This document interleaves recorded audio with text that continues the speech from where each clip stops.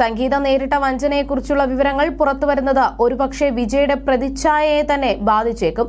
രമ്യമായുള്ള വേർപിരിയൽ അല്ലാത്തതിനാൽ കോടതി നടപടികൾ തീരാൻ വർഷങ്ങളെടുത്തേക്കും. ജീവനാംശത്തിൽ തർക്കങ്ങൾ തുടരുന്നു. സംഗീത UK സിറ്റിസൺ കൂടിയായതിനാൽ കാര്യങ്ങൾ കുറെ കൂടി സങ്കീർണമാണ്. കോടതി നടപടികൾ പരസ്യമായതിൽ വിജയ്ക്കെതിരെ ഇത് രാഷ്ട്രീയ ആയുധം വരെയാകും.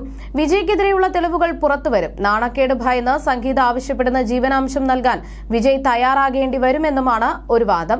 മികച്ച ലോയറെ സംഗീത കൊണ്ടുവരണമെന്നും ഉപദേശങ്ങളുണ്ട്. എന്നാൽ ഇതിന് തടസ്സങ്ങളുമുണ്ട്.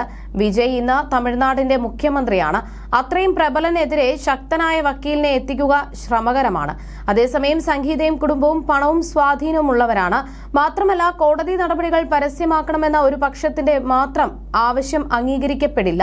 മറ്റൊരു ഉപദേശം തന്റെ ജീവിതത്തെക്കുറിച്ച് സംഗീത ഒരു പുസ്തകം എഴുതുക എന്നതാണ്. പുസ്തകത്തിലെ വെളിപ്പെടുത്തലുകൾ വിജയ്ക്കും തൃഷയ്ക്കും വലിയ തലവേദനയാകും. അതേസമയം ഇതിന് സംഗീത തയ്യാറല്ല.